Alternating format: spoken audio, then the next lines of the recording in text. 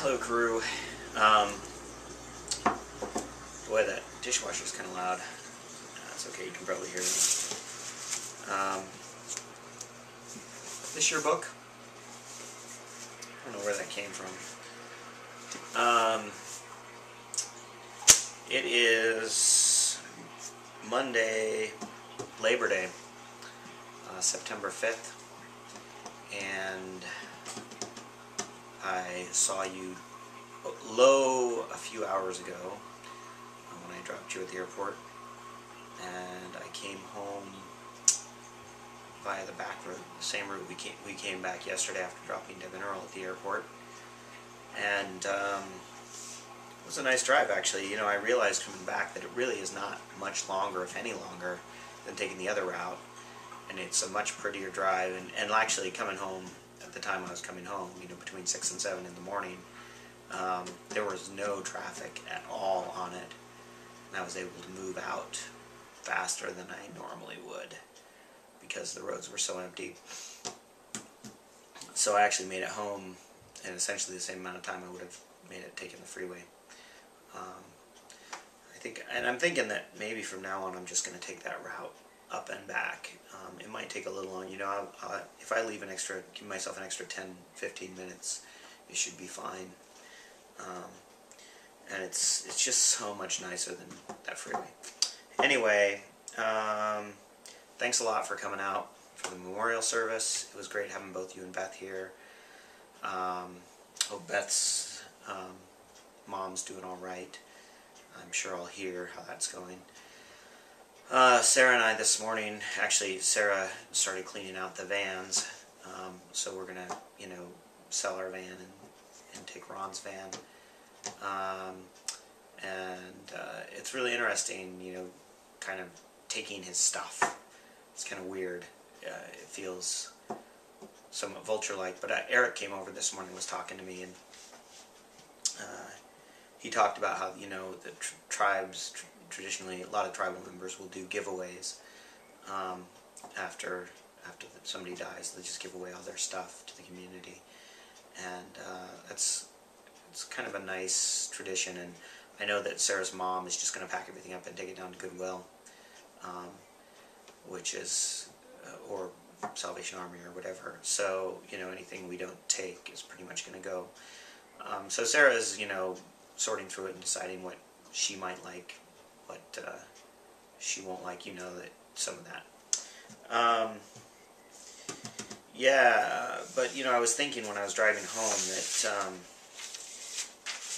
there are times in your life when there are events that kind of fundamentally change things.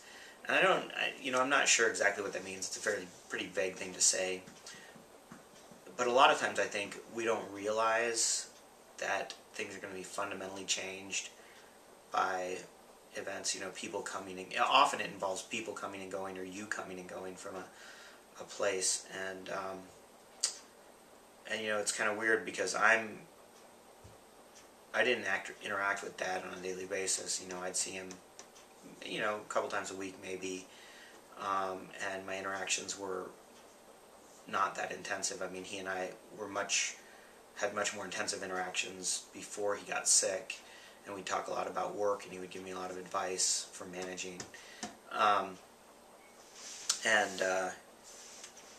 But you know, the past several years, that hasn't been the case. You know, he wasn't really interested in talking about my work with me. I mean, he wasn't disinterested. He just wasn't. You know, he was highly engaged when I first started managing people in trying to help me do a good job at that. And so, like on a day-to-day basis, in theory, that his absence shouldn't make a huge difference to me. But you know, I kind of get the feeling coming home that this is going to be a fundamentally life-altering sort of change. His death is gonna change my life and Sarah's life. You know, and the way we interact with our kids, and the way we interact with Melissa, just on a real fundamental level, and even maybe the way that we, you know, what we choose to do with our time. I'm I don't think that's a bad thing.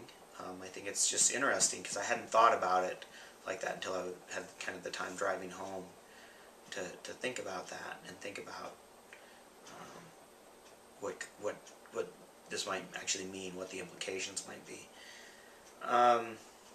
So yeah, I just thought I'd make a quick video and put it up so you'll have something to look at when you get home. I imagine you're on a plane right now. Better you than me. I came home and I slept for a while, and I think I'm going to go set up soccer goals and try to stay decompressed and not think about going to work tomorrow. So you have a safe flight home, and until I hear from you again, I'm still dead. And I'll see you in October.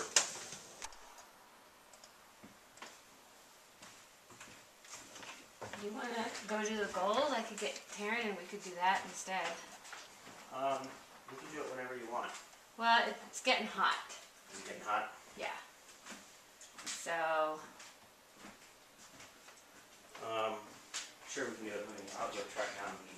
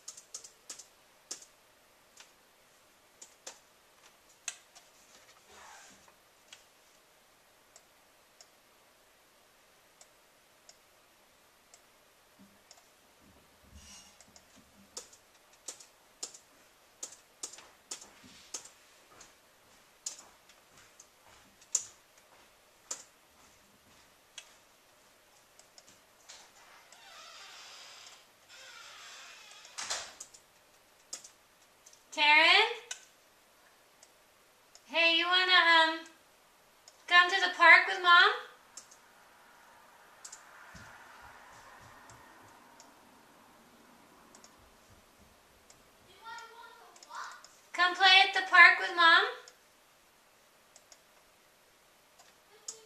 Dad's gonna go fix some goals, and you and I can come to the park if you want.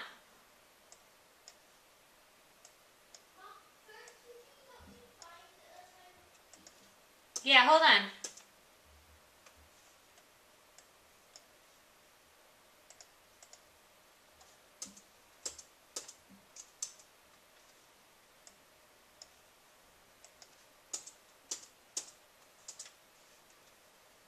I'm coming, Taryn. I'm just finishing this thing.